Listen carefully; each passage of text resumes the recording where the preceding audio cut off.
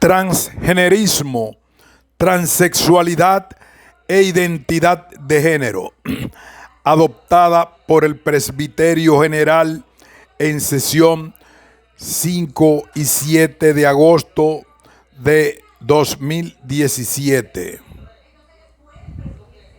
Normas doctrinales y otras declaraciones.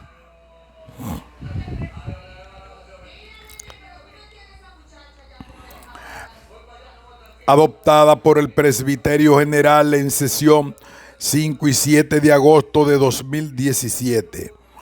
Según las Escrituras, cuando Dios creó a los seres humanos, los creó varón y hembra, y bendijo su unión marital. Génesis 1, 26, 28, 2, 20, 25.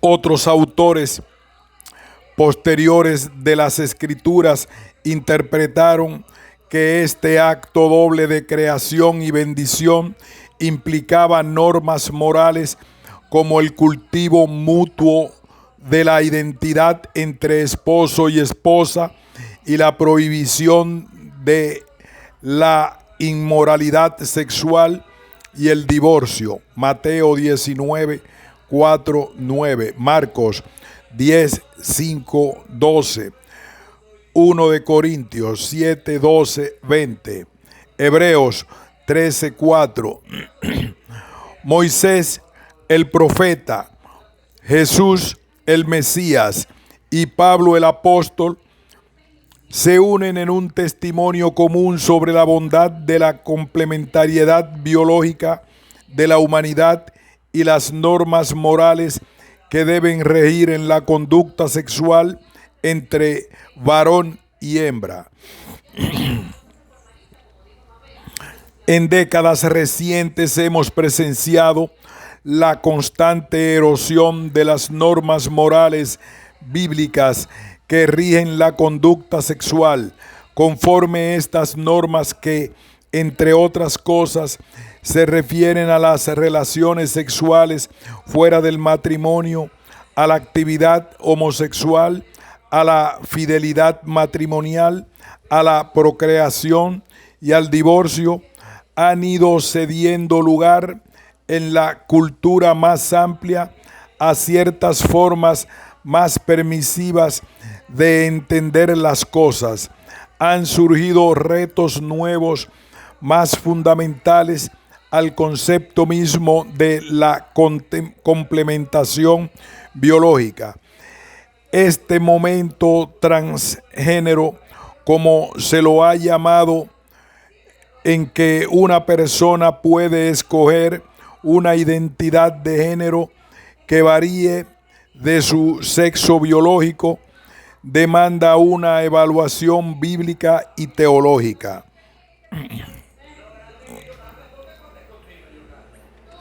Entonces, ¿cómo debe responder las asambleas de Dios a las personas transgénero? En este documento de posición intentamos responder esta pregunta procurando, en primer lugar, entender la experiencia de las personas transgénero en términos sociocientíficos. Después, pasamos a una evaluación teológica del asunto a la luz de lo que enseña la Biblia acerca de la santidad del cuerpo y de la conducta transgénero. Por último, ofrecemos algunas directrices para el ministerio de la Iglesia a personas que luchan con su identidad de género, lucha difícil de entender para la gran mayoría de las personas, sean cristianas o no. Análisis sociocientífico del transgenerismo. Identidad de género contra identidad sexual.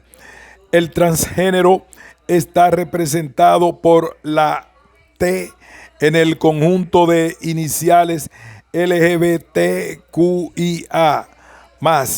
que se han hecho popular: lesbianas, gays, bisexuales, transgéneros, queers, raro o questioning confundido, intersexuales, asexuales y por fin el signo más en representación de cualquier otra designación. Aunque es difícil conseguir datos demográficos, es posible que el transgenerismo sea el grupo más pequeño dentro de la comunidad LGBTQIA+.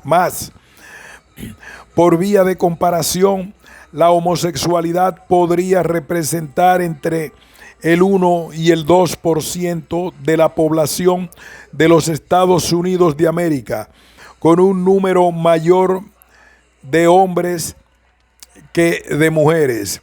Bisexualidad sería entre el 2 y el 4%, con un número mayor de mujeres que de hombres.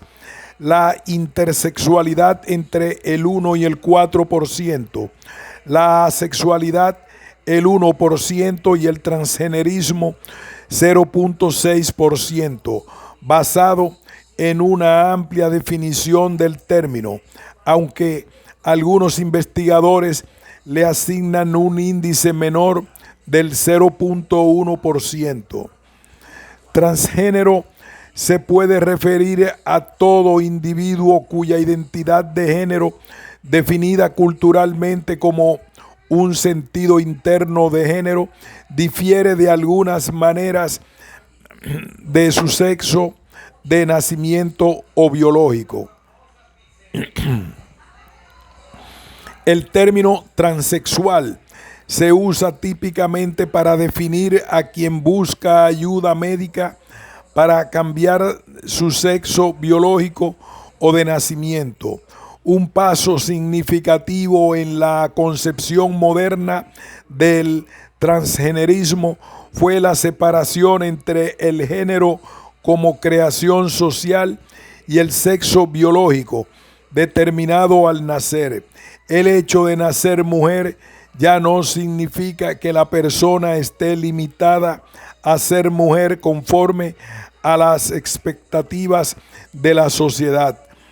A medida que esta comprensión se fue desarrollando, su fluidez ofrecía un poder explicativo importante para la experiencia transgénero de la incongruencia de género, el hecho de experimentar una sensación interna de género que no corresponde al sexo de nacimiento o biológico.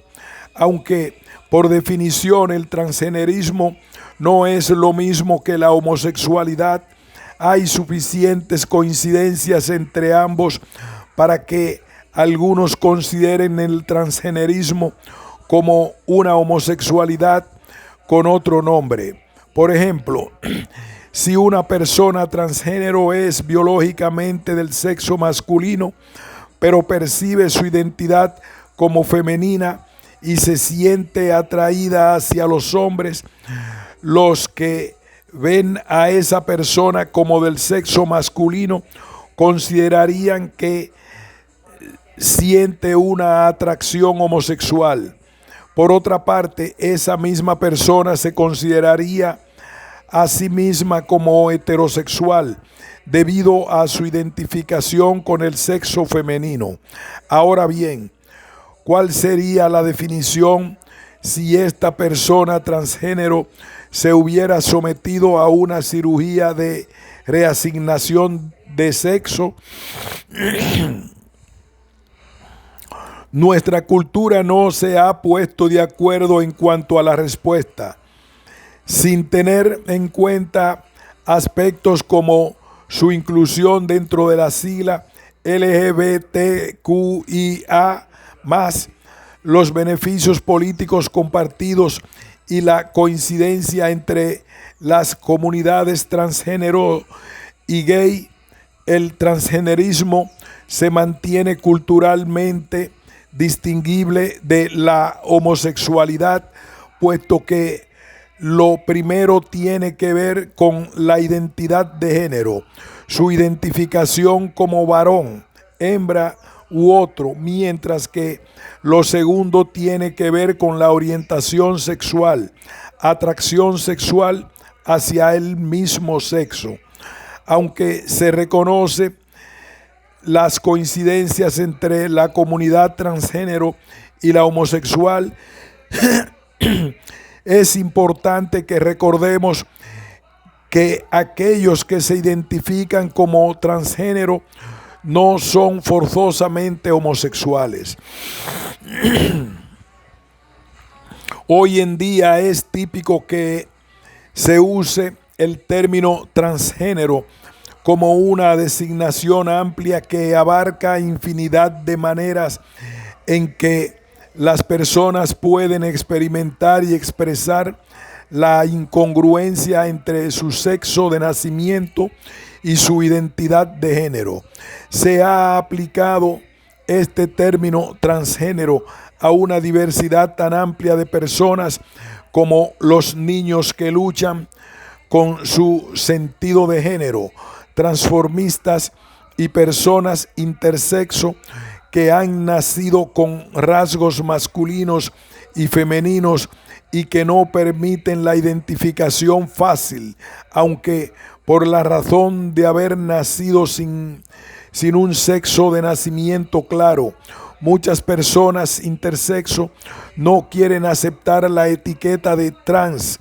La conducta transgénero también puede cubrir una variedad de expresiones que van desde quienes secretamente se visten según otro sexo hasta quienes se someten a cirugía para la reasignación de sexo.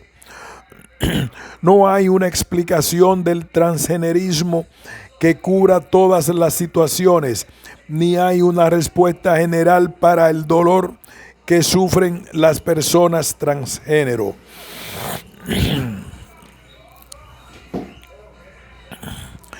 Comprendido como un problema médico, un supuesto común entre algunos médicos es que hay una base biológica para el transgenerismo.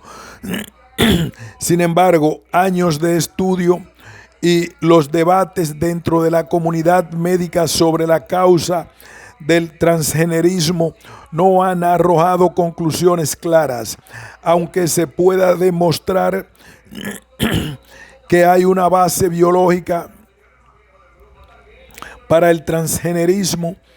¿Es esa base determinante o solo proporciona una predisposición al transgenerismo que también debe tomar en cuenta factores ambientales y culturales? Algunos estudios recientes han puesto en tela de juicio que se pueda encontrar otra base biológica alguna para el género que no sea el sexo de nacimiento. Esos estudios no sugieren que aquellos que experimentan incongruencia entre su género y su sexo de nacimiento hayan escogido esa experiencia, sino que los factores que parecen fuera de control en cuanto a su sentido de género tienen una causa psicológica y cultural junto con o en lugar de una causa biológica. Hoy en día los profesionales de la salud mental trabajan para ayudar a las personas en su experiencia de incongruencia de género, más que con la incongruencia de género misma. La tercera edición del Diagnostic and Statistical Manual of Mental Disorders, DSM, Manual de Diagnóstico y Estadístico de Desórdenes Mentales de la Asociación Americana de Psiquiatría, fue el que definió el desorden de identidad de género como un desorden mental en el cual alguien se identifica con un género que no era su sexo de nacimiento. En el nombre de disforia de género, para quitarle el estigma asociado a la palabra desorden. El diagnóstico ha pasado de una incongruencia de género como desorden mental manifestado por la conducta a la incomodidad o disforia que experimenta una persona a causa de su incongruencia de género. Bajo la nueva clasificación, no todas las personas que serían identificadas como transgénero también serían diagnosticadas con disforia de género, como por ejemplo, alguien que no dijera sentir disforia después de someterse a la cirugía de reasignación de sexo. Si tenemos en cuenta que el 41% de las personas que experimentan disforia de género intentan suicidarse, es comprensible esta tendencia dentro del campo de la salud mental. Hay 4 resultados posibles para los que buscan tratamiento para la disforia de género. 1. Que la disforia de género siga sin resolver. 2. Que se resuelva a favor del sexo de nacimiento. 3. Que se maneje con una conducta transgénero intermitente. Ejemplo, vistiéndose con ropas del otro sexo. O 4. Que se resuelva adoptando por completo el género preferido sobre su sexo de nacimiento, incluyendo las opciones médicas como la cirugía de reasignación de sexo. Aunque algunos estudios de personas transgéneros han mostrado un beneficio psicológico a corto plazo de la cirugía de reasignación de sexo, otros estudios también han mostrado que los porcentajes de suicidio todavía son anormalmente elevados entre aquellos que han hecho transición completa. Hay quienes señalan la falta de una aceptación total por parte de la sociedad como causa de que continúe la aflicción psicológica después de la cirugía. Pero esa teoría solamente no podría explicar el elevado número de suicidios. El tratamiento que insiste en una resolución hacia el género preferido podría ocultar problemas que esa sola resolución no es capaz de solucionar. Hay algunos pocos profesionales de la salud que han puesto en tela de juicio la moralidad de la cirugía de reasignación de sexo, sobre todo a la luz de la falta de evidencias para hablar de una causa biológica del transgenerismo.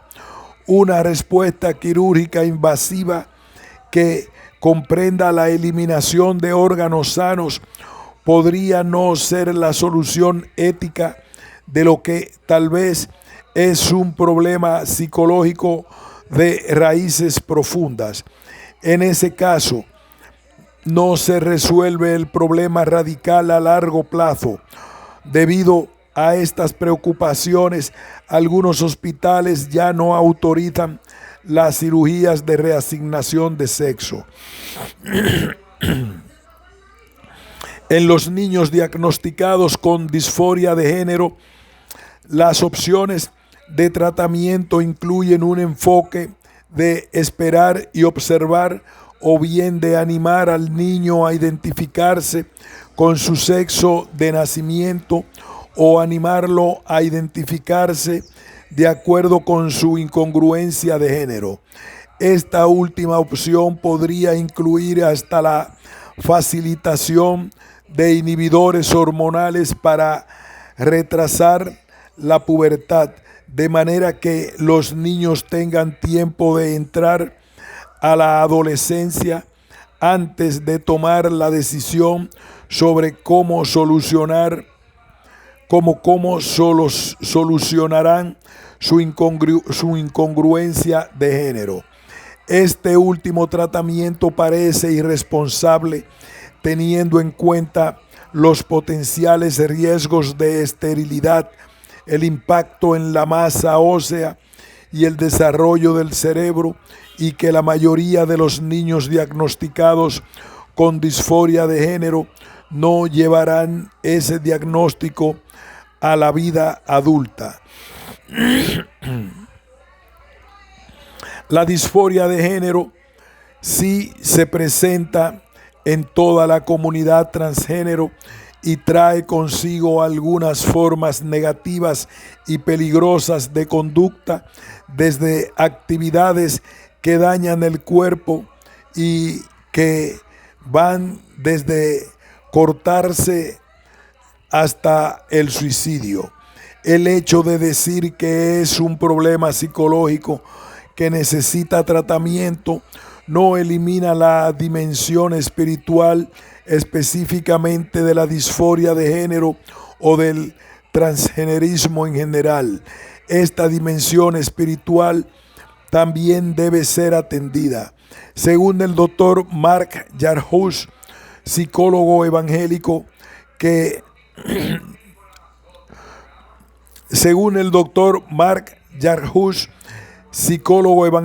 no se debe ver a las personas transgénero como soldados de una guerra cultural, sino como las víctimas de esa guerra. La pregunta que todavía no tiene respuesta es: ¿qué hará la iglesia para abordar el transgenerismo y las personas transgénero de una manera que esté en plena sintonía con el plan redentor de Dios, que es para todos?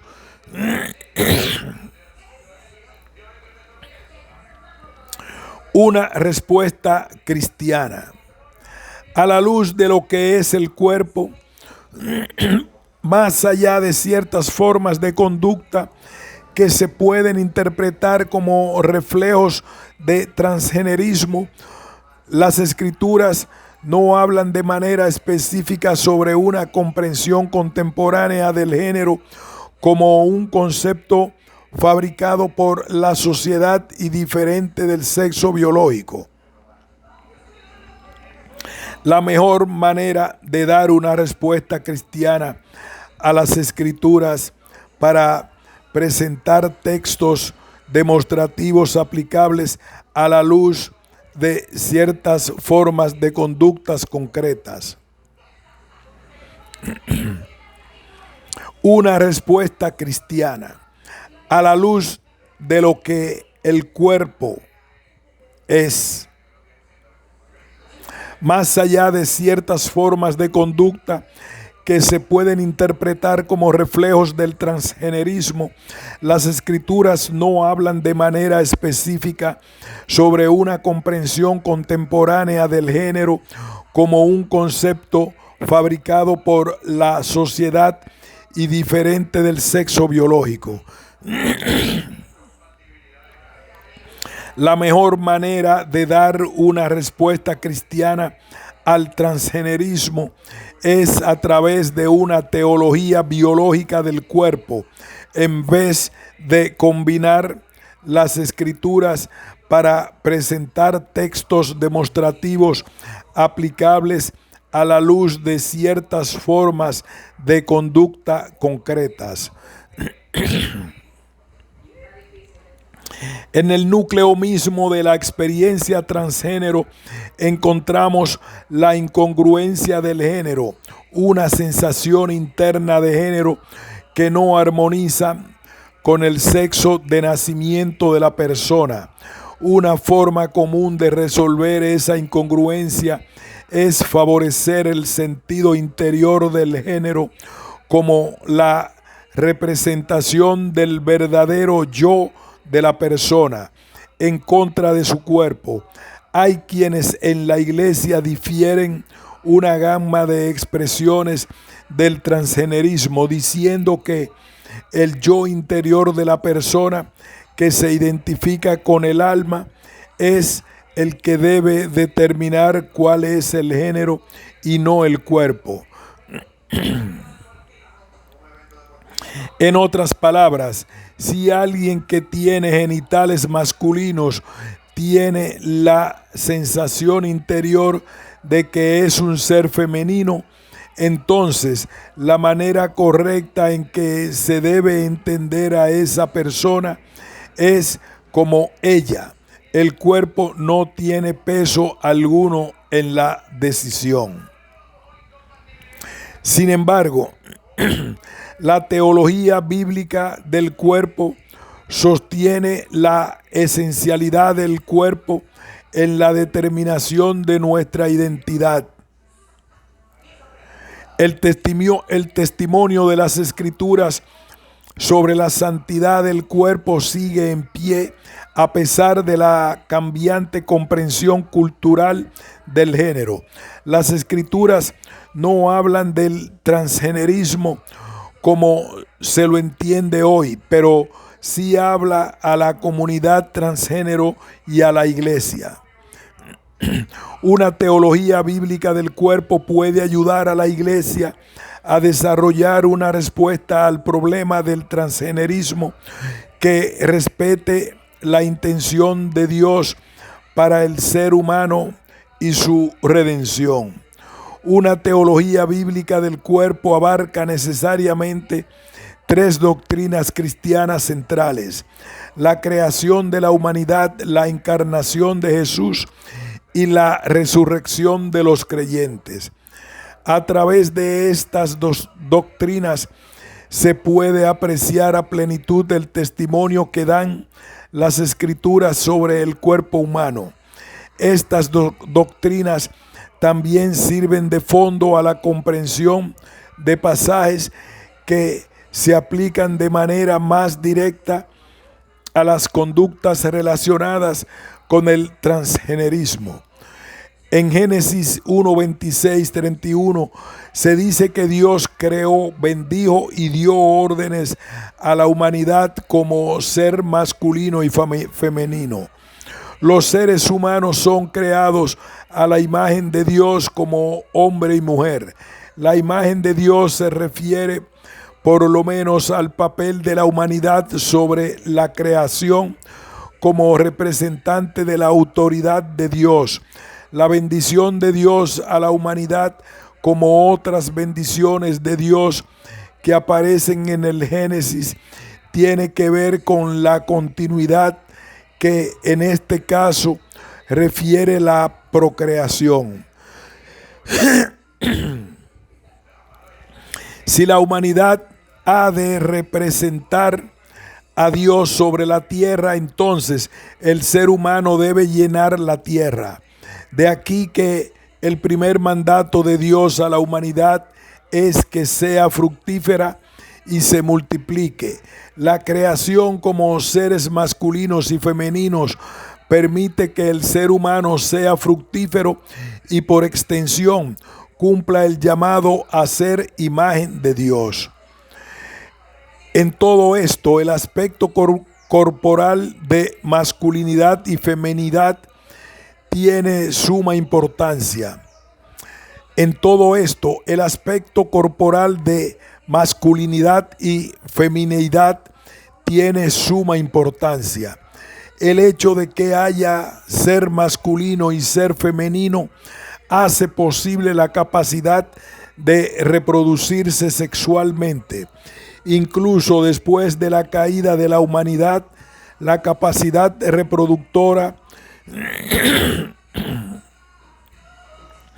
se la acredita a Dios, quien creó a la humanidad como ser masculinos y femeninos.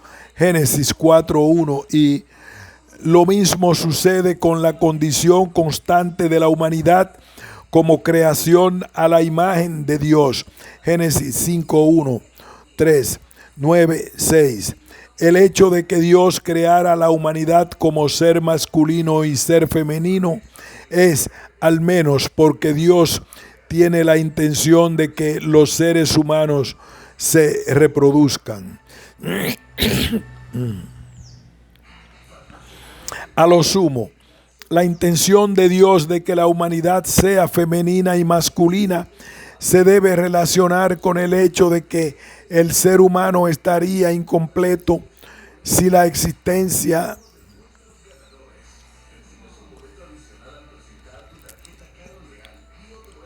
a lo sumo, la intención de Dios de que la humanidad sea femenina y masculina se debe relacionar con el hecho de que el ser humano estaría incompleto sin la existencia de otro ser sexualmente diferenciado de él.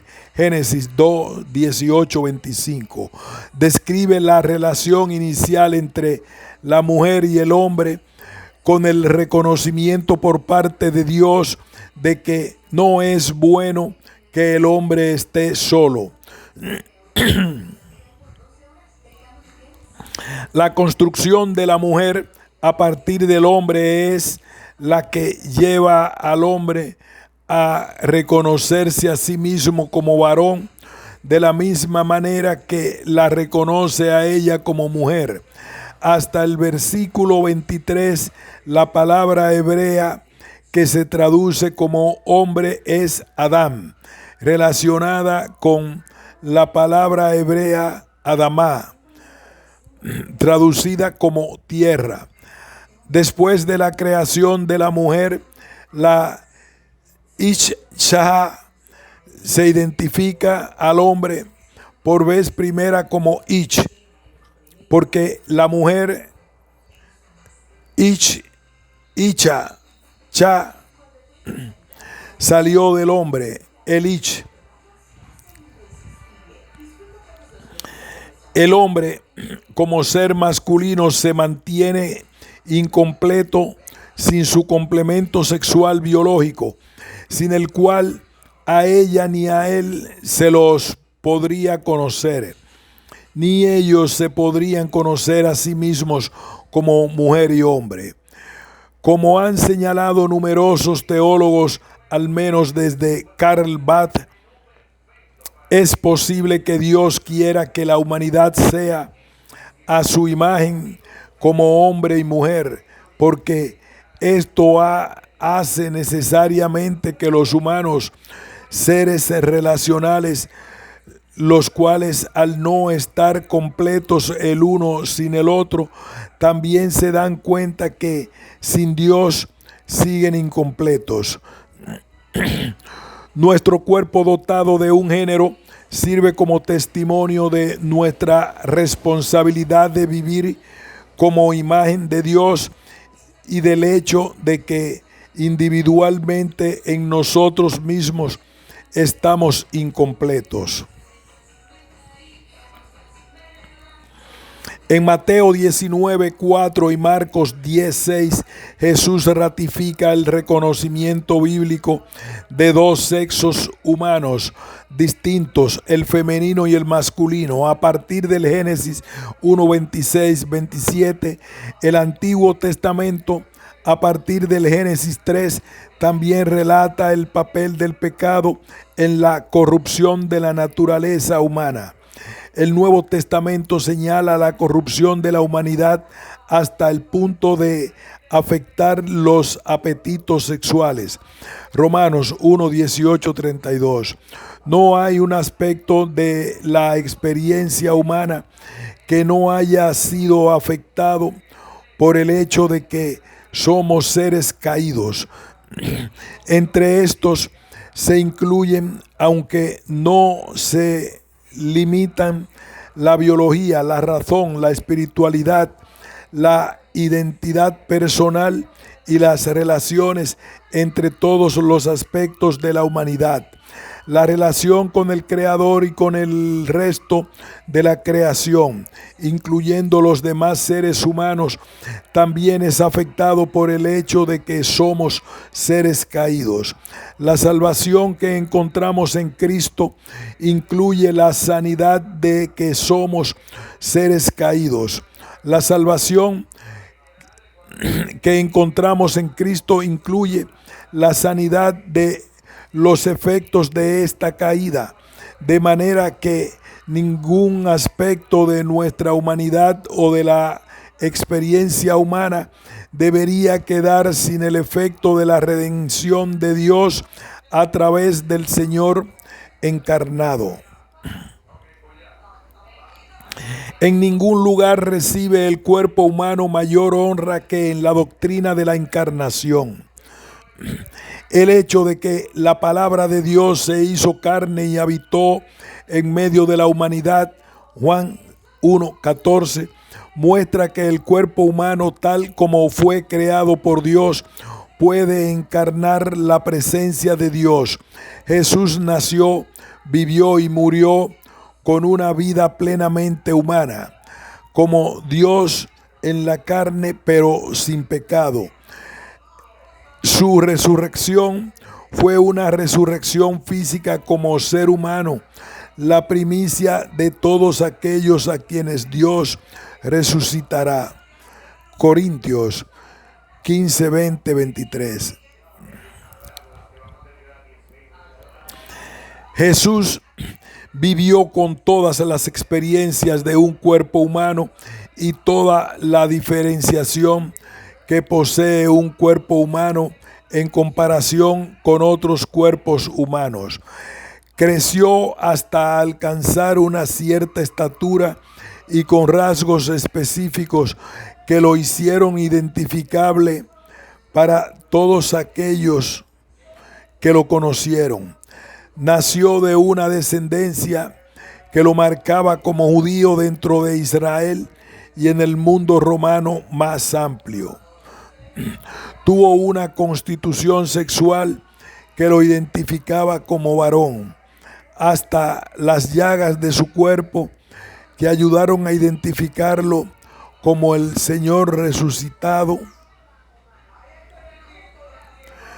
ante sus seguidores, todavía forman parte de su vida corporal después de la resurrección. Jesús experimentó todas las limitaciones de un cuerpo humano, incluso el sueño, el hambre, el sudor y el dolor. Aunque no se nos describe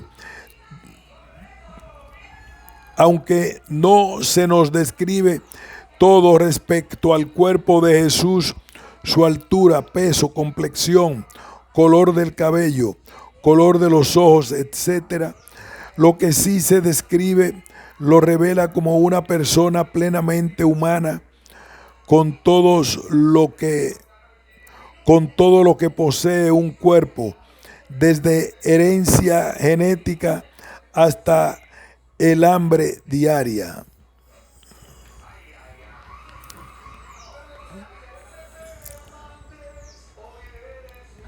Jesús siguió siendo una persona plenamente humana. Incluso después de su resurrección, Jesús es el único ejemplo concreto de lo que es una resurrección humana definitiva. Si Jesús resucitó de entre los muertos con un cuerpo que era identificable, no solo como ser humano, sino como Jesús, llevando aún las marcas de la crucifixión, entonces todos los cuerpos serán redimidos en la resurrección y seguirán siendo identificables. Entonces habrá una continuidad entre el cuerpo presente y el cuerpo después, aunque diferente por el poder de resurrección de Dios. Podemos comprender en toda su extensión la redención de la humanidad caída y por tanto la verdadera identidad humana a la luz de la resurrección del cuerpo.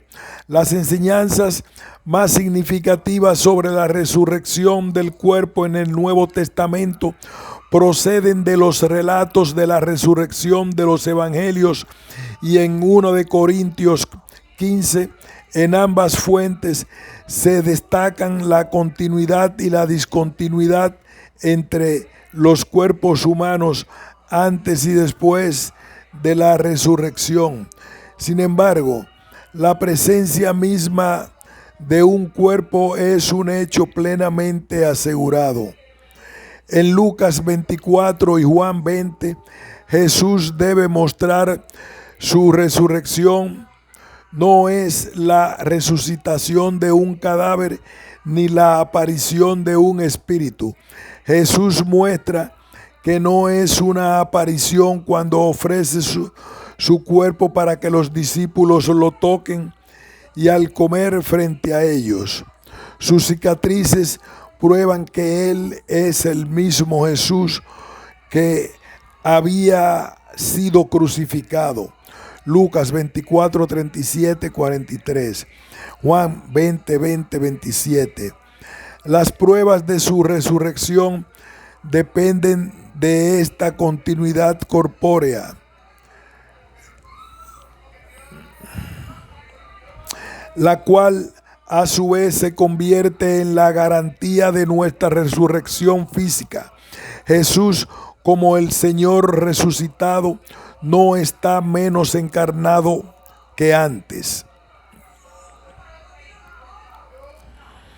Según unos cuantos comentaristas, Pablo explica la doctrina de la resurrección en 1 de Corintios 15, porque dentro de la iglesia de Corinto había algunos que estaban denigrando el cuerpo hasta el punto de negar la veracidad o la necesidad de la resurrección. Él defiende esta enseñanza a la luz de la demostrada resurrección de Jesús. Versículo 1 a 11, lo cual es garantía de la futura resurrección de la humanidad. En la segunda mitad del capítulo, Pablo describe la resurrección haciendo una comparación con la expresión presente del cuerpo.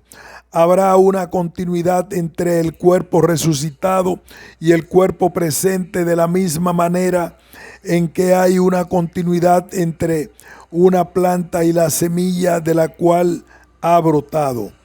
Aunque los cuerpos anteriores sean perecederos, débiles y polvo, los cuerpos resucitados serán imperecederos, poderosos y espirituales. La carne y sangre de los cuerpos actuales es la que no puede heredar el reino de Dios, pero Dios nos dará un cuerpo glorificado que sí lo podrá heredar.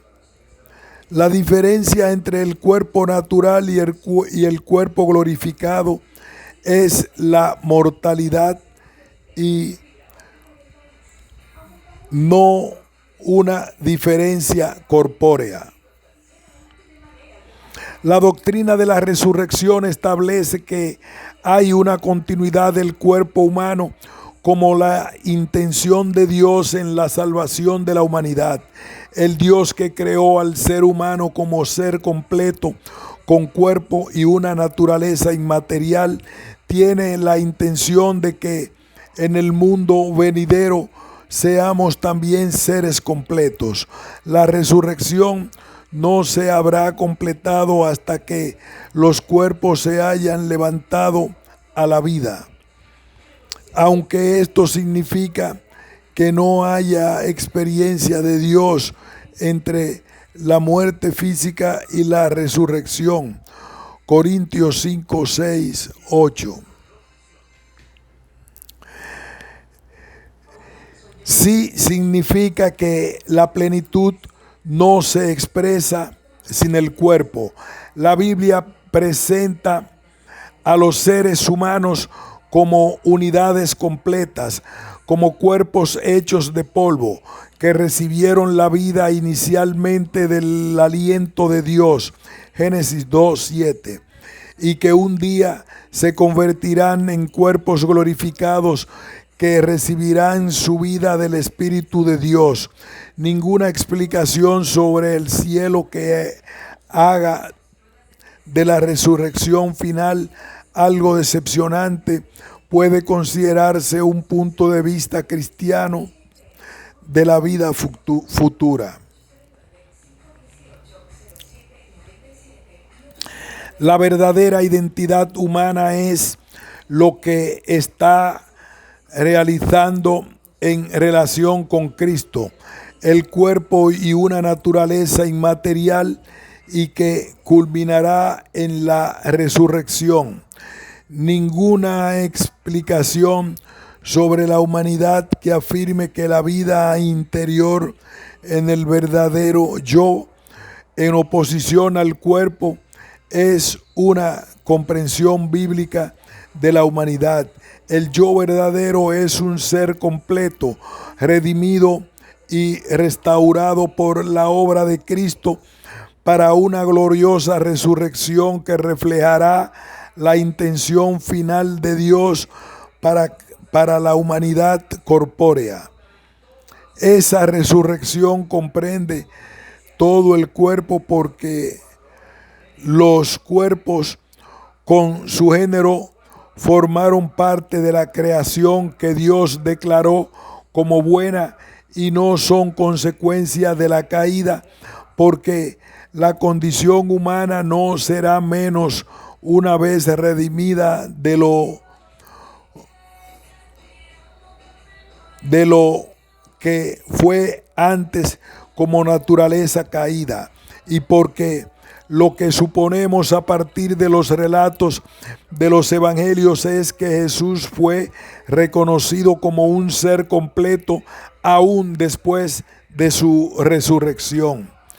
Una enseñanza bíblica de Jesús que podría poner esto en tela de juicio es la que encontramos en Mateo 22, 23, 32 y Marcos 12, 18, 27.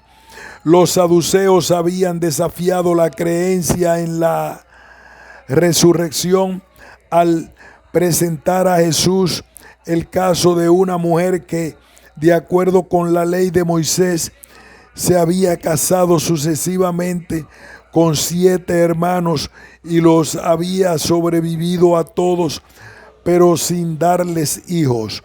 Su pregunta de quién sería ella esposa en la resurrección, con la intención de mostrar los problemas que presentaba una resurrección literal para su creencia en la eterna validez de la ley. Jesús les respondió desafiando el conocimiento que ellos tenían de la ley y del poder de Dios. Les enseñó que en la resurrección los seres humanos serán como los ángeles en cuanto a que no se casarán ni darán a nadie en matrimonio. Hay quienes han pensado que esto significa que los cuerpos resucitados serán como cuerpos angelicales, con la suposición de que los ángeles no tienen género. Entonces, ellos tampoco tendrán género en la resurrección. Sin embargo, Jesús solo estaba diciendo que la institución del matrimonio no existirá después de la resurrección, así como no existe entre los ángeles. El propósito del matrimonio para este mundo no será necesario en el mundo venidero. No se debe interpretar este pasaje como que al cuerpo le faltará algo en la resurrección comparado con el cuerpo presente. La promesa de la resurrección es el punto focal para el desarrollo de una identidad en Cristo, porque la humanidad completa en Cristo tendrá su realización en la resurrección del cuerpo. Más aún, la doctrina de la creación es una resurrección la que destaca la santidad del cuerpo, así como está claro que la intención definitiva de Dios respecto a los seres humanos es que existan como seres dotados de un cuerpo. No es posible negar la teología del cuerpo como esencial a nuestro verdadero y cuando tratamos el tema de la incongruencia de géneros, como tampoco se puede ignorar el dolor de esa incongruencia de géneros cuando se le ministra a los que sufren de disforia de género.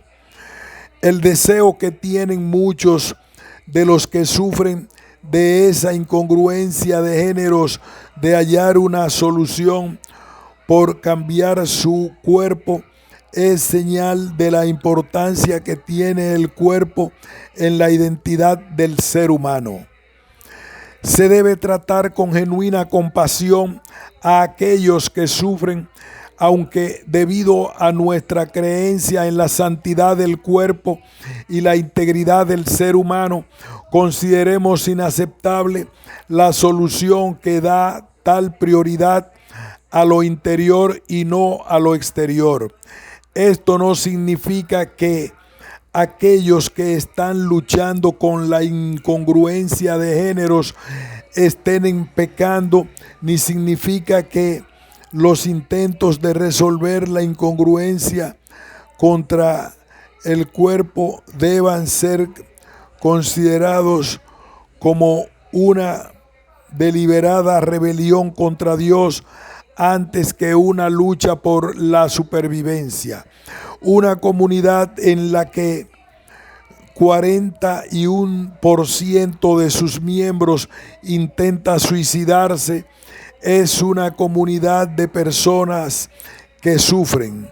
Aunque la Biblia no se refiere a la manera directa, aunque la Biblia no se refiere de manera directa a la identidad transgénero o a un estilo de vida transgénero como tal, sí reconoce que las personas pueden tomar decisiones que las llevan deliberadamente a una posición distinta a la que su sexo de nacimiento.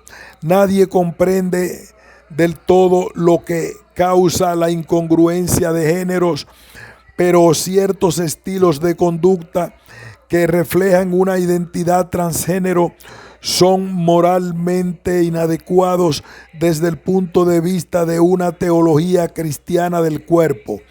Esto no quiere decir que hay una norma completamente rígida y poco razonable para la expresión de un género determinado basada en estereotipos culturales. No todas las formas de conducta contienen el mismo significado, cualesquiera que sean la cultura o el contexto. No obstante, la ausencia de normas de límites junto con el hecho de negarnos a reconocer nuestra existencia humana, corporal, colectiva de varón y hembra como la intención de nuestro Creador, llevan a una confusión que afecta negativamente nuestra cultura en general.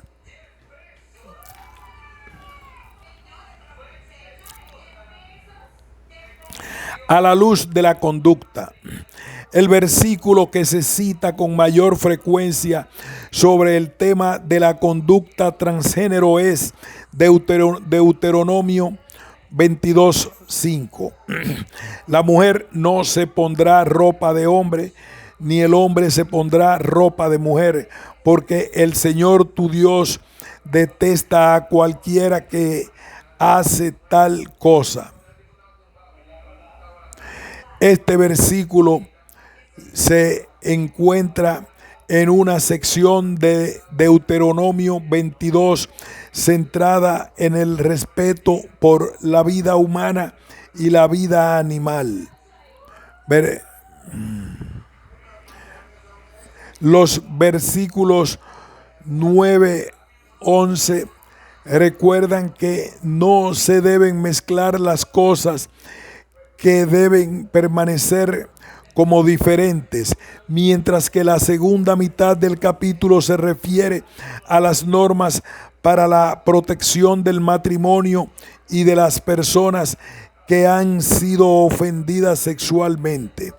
Leídas en conjunto, estas leyes se refieren a la protección de la vida, tanto dentro de la naturaleza como dentro del matrimonio. La vida y el sexo van de la mano, y la protección de la primera llama a la protección de lo segundo. Si, como creen algunos comentaristas, se debe considerar que el texto de Deuteronomio 12 a 26 ha sido ordenado a la luz de los 10 mandamientos, en ese caso Deuteronomio 22 contiene leyes relativas a los mandamientos sexto y séptimo, los cuales prohíben el asesinato y el adulterio. El juicio sobre el uso de las ropas usadas por el otro sexo que aparece en el versículo 5 es que esto es algo detestable, toebá, o abominable para Dios. El vocablo hebreo toebá es usado en todo el Antiguo Testamento para destacar las actividades rituales y éticas que Dios detesta, entre ellas la idolatría, Deuteronomio 7:25, y la inmoralidad sexual, Levítico 18:29. Pero también se usa para referir otras violaciones del buen orden, lo cual incluye la práctica de negocios faltos de ética, Deuteronomio 25, 13, 16. El fomento de problemas, Proverbios 6, 16, 19. El uso de las prendas que acostumbra a vestir el otro sexo ha sido interpretado como una referencia a la homosexualidad, entendiendo el uso de las vestiduras del otro sexo como una especie de juego sexual o como referencia a la forma de conducta transvestista que se encuentra en la adoración pagana de otras culturas en el Oriente Medio antiguo, como es el culto de Ishtar, a los cultos cananeos relacionados con la fertilidad. Es posible que dentro de ese contexto toda conducta eliminara las distinciones entre los sexos fuera apoyo para las versiones paganas de la prostitución o la adoración a las diosas. Sin embargo, incluso en el caso de que el contexto ya no sea la prostitución o la adoración a las diosas, el texto no apoya una conducta que no respete un género con base biológica. Cuando se lee dentro del contexto de Génesis 1, 26, 27 y de Deuteronomio 22 como un todo, esta conducta es prohibida porque no respeta la santidad de los cuerpos humanos como varón y hembra, cualquiera que sea la razón por la cual se eliminan estas distinciones. No es una prohibición contra una forma culturalmente específica de vestir, sino una prohibición contra el travestismo como travestismo. El hecho de vestirse de manera deliberada como las personas del sexo opuesto, tal como se comprende dentro de esa cultura, sin respetar un género con base biológica. Al igual que otras leyes del Deuteronomio, esta ley fue escrita a la luz de las prácticas de las naciones vecinas, porque Israel está llamado a ser un pueblo apartado por Dios. El testimonio a favor del buen orden de la creación de Dios representa una forma significativa en la cual Israel se puede distinguir de las demás naciones. La humanidad sobrevive y prospera como hombre y mujer. De lo contrario, no podrían probar la tierra ni cumplir el mandato de ser imagen de Dios sobre toda la creación, lo cual incluye el cuidado de toda vida, cuanto humana como animal. Deuteronomio 22, 1 a 8. Israel está llamado a representar el orden de la creación. Deuteronomio 22, 9, 11. Se debe leer Deuteronomio 22, 5 a la luz del llamado hecho a la humanidad a que actúe como imagen de Dios y a Israel a que refleje el orden de Dios ante las demás naciones. Un último versículo del Deuteronomio que citan algunas veces los críticos de la conducta transgénero es Deuteronomio 23:1. No podrá entrar en la asamblea del Señor ningún hombre que tenga magullados los testículos o mutilado el pene. Deuteronomio 23:1, 8. Se refiere a los que no pueden entrar en la asamblea de Israel, tanto en el contexto de la adoración como del liderazgo. Los eunucos eran castrados en el Medio Oriente antiguo, tanto por razones religiosas como para dedicarlos a ciertas formas de servicio político. Esa restricción en particular ya había sido abolida en los tiempos de Isaías 56, 2, 5, como señala con claridad el relato sobre el eunuco etíope en Hechos 8. Los eunucos son aceptables ante Dios a través de Jesús. La aplicación de la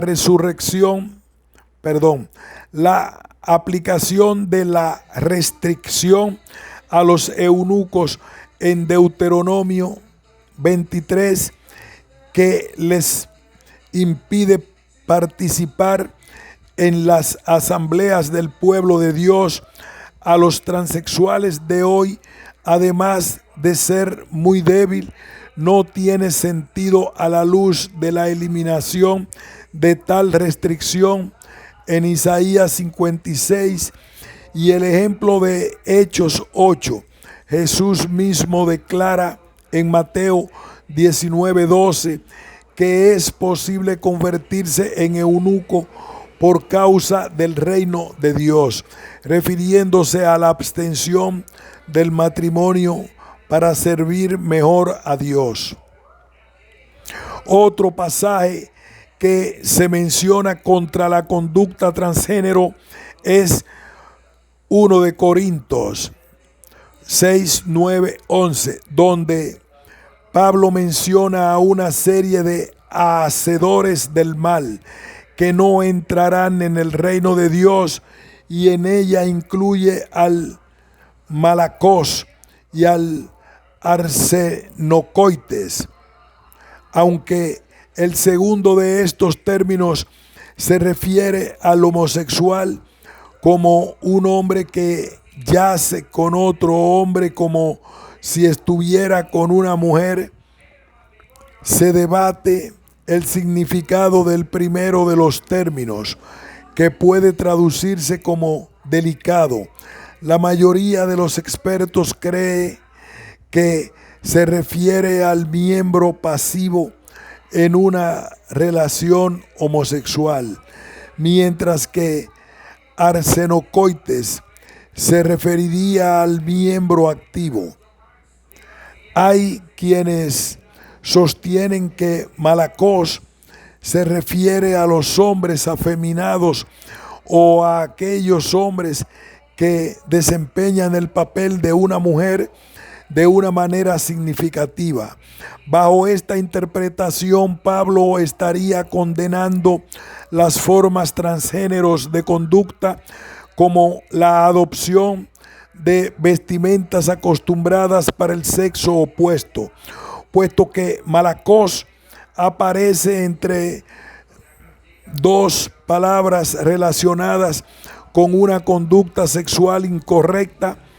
Es más seguro suponer que con el uso de esta palabra, Pablo se refiere a una conducta sexual pecaminosa, más que a las formas de conducta que nosotros podríamos asociar con el transgenerismo.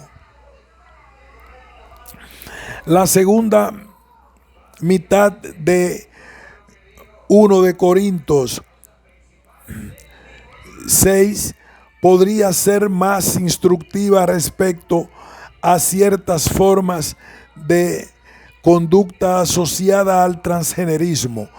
Pablo reprende a los miembros de la iglesia de Corinto por las visitas a prostitutas. Unos cuantos comentaristas creen que la manera en que ellos racionalizaban esta conducta era una comprensión extremadamente espiritualizada o dualista del cristianismo, según la cual los actos cometidos por el cuerpo no importaban a la luz de la importancia del alma. En su respuesta, Pablo destaca la centralidad del cuerpo como parte de nuestra identidad cristiana. El cuerpo físico no es para la inmoralidad sexual, sino para el Señor, ya que Dios resucitará ese cuerpo. Si el cuerpo es un miembro de Cristo, entonces no se puede convertir en una misma carne con una prostituta. Pablo destaca la entidad del cuerpo físico. Fue Dios quien pagó por él, lo unió con Cristo y ahora es templo del Espíritu Santo. El cuerpo ya no es nuestro para que hagamos con él lo que se nos place. Aunque la orden que da Pablo de glorificar a Dios con el cuerpo es una respuesta a la inmoralidad sexual, la justificación que le da a esa orden abarca más que solo evitar la inmoralidad sexual. Si el cuerpo es templo del Espíritu Santo que pertenece a Dios y que un día resucitará, no debe ser rechazado ni devaluado,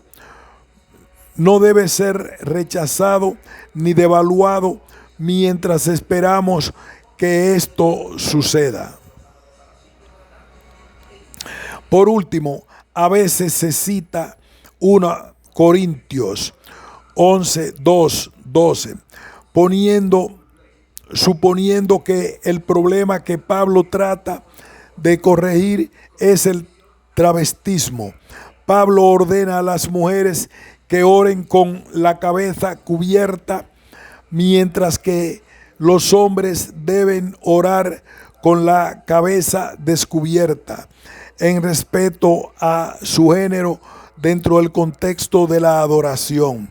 Una discutida explicación de este pasaje sostiene que la adoración en los templos paganos de Corinto comprendía el travestismo y a Pablo le preocupaba la necesidad de distinguir la adoración cristiana de la adoración pagana, asegurándose de que se respetara la distinción entre los géneros.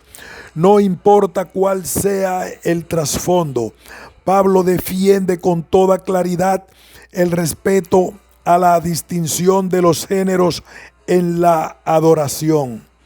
Pablo destaca la importancia de que la mujer y el hombre respeten su naturaleza durante su adoración y su ministerio y la iglesia, porque los hombres y las mujeres se necesitan mutuamente. Véase nuevamente Génesis 2, 18, 24. Las diferencias de género no limitan las mujeres más que al hombre en cuanto a orar o profetizar. El llamado es a valorar el género de cada cual, de manera que la comunidad esté completa por el respeto a las diferencias que hay en ella, pero en mutua comunión. La disolución de estas distinciones es una falta de respeto tanto a un sexo como al otro, y puede ser una falta de respeto al cuerpo en general. Es un llamado a glorificar a Dios con el cuerpo, 1 de Corintios 6:20, y a respetar las respectivas identidades de varón y hembra dentro del contexto de la adoración y de la comunidad cristiana.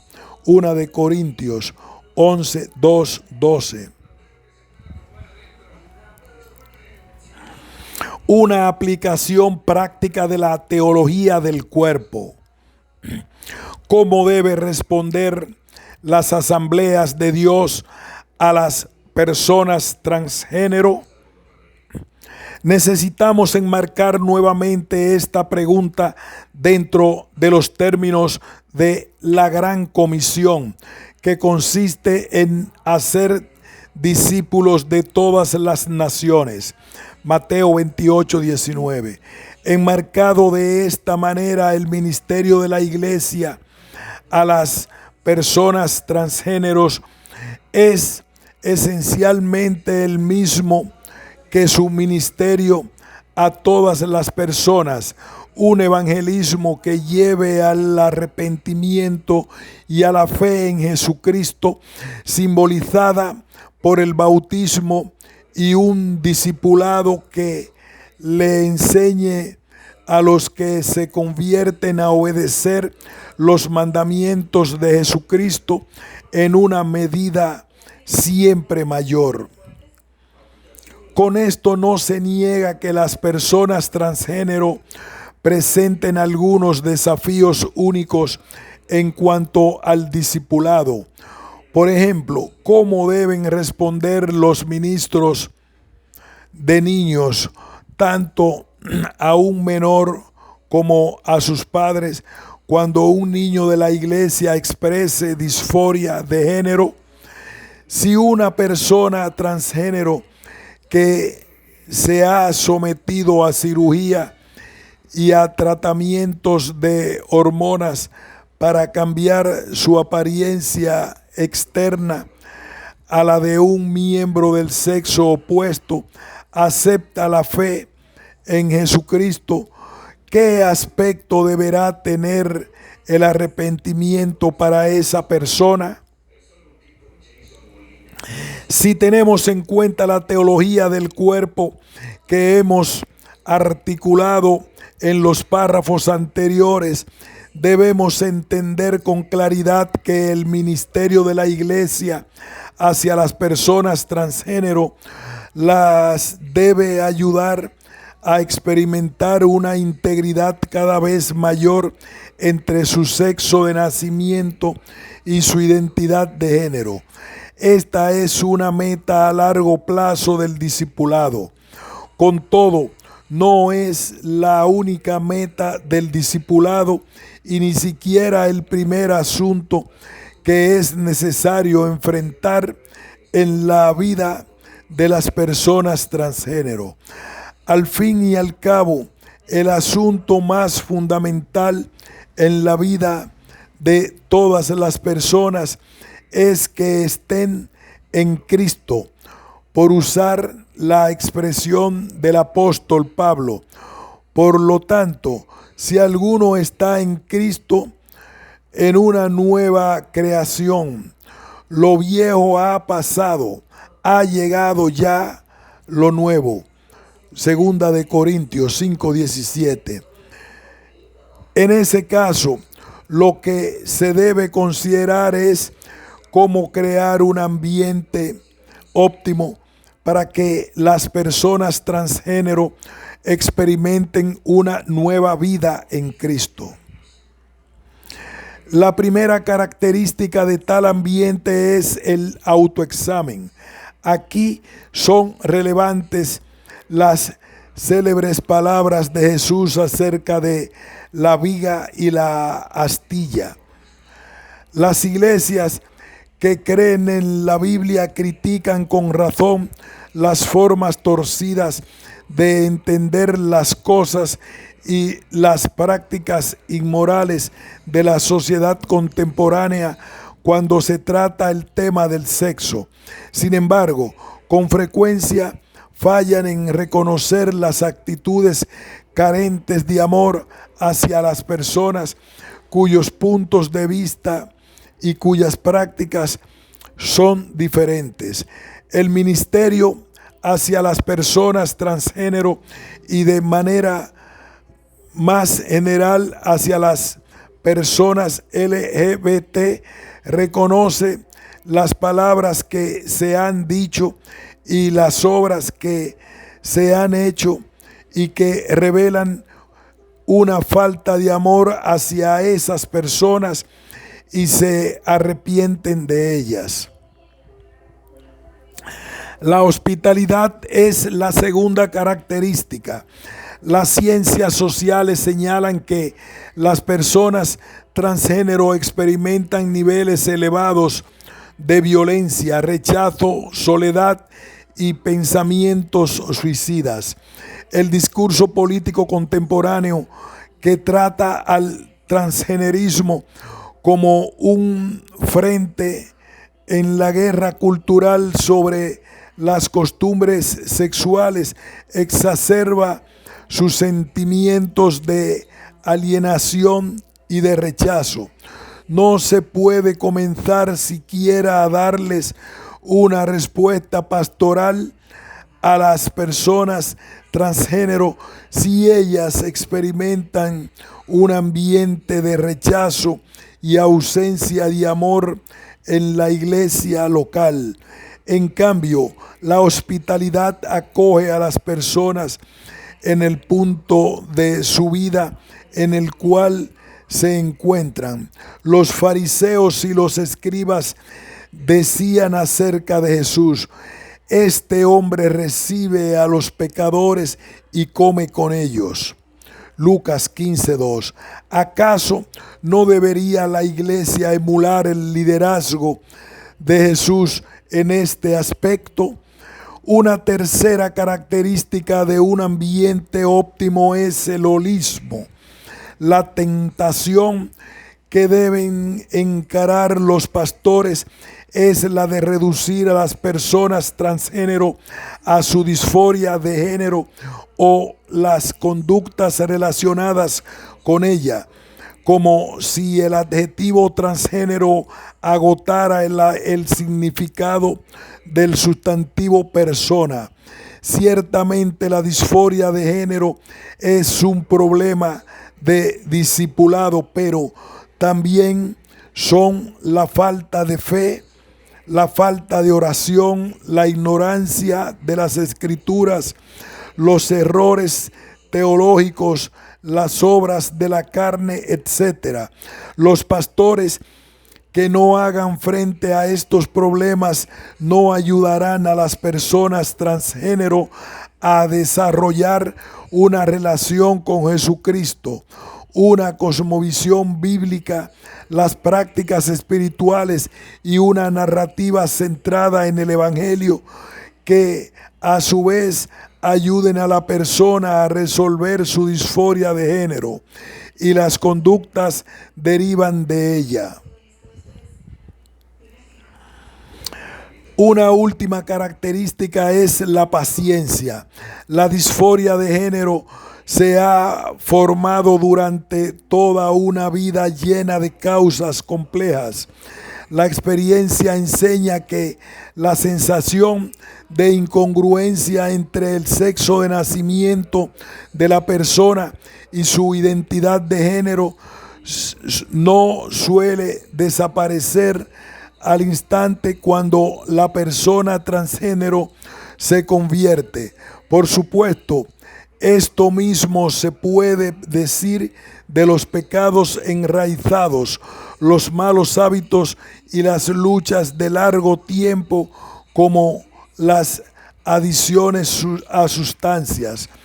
Aunque así hay testimonios genuinos de liberaciones instantáneas,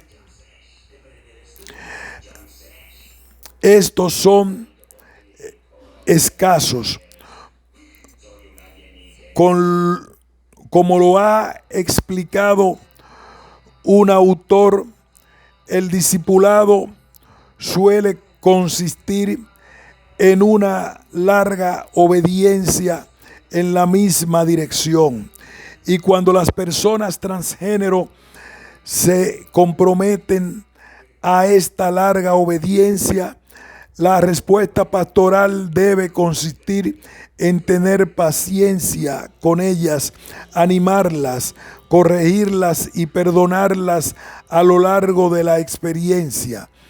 ¿No ves que desprecias las riquezas de la bondad de Dios, de su tolerancia y de su paciencia, al no reconocer que su bondad quiere llevarte al arrepentimiento? Romanos 2:4.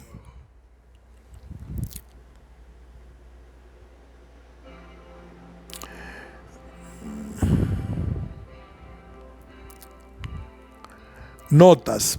Las estadísticas sobre la población LGBTQIA en los Estados Unidos y en el mundo son notablemente difíciles de calcular.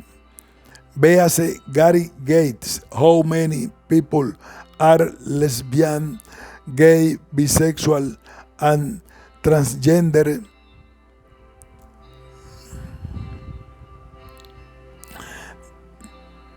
Fin de este ensayo.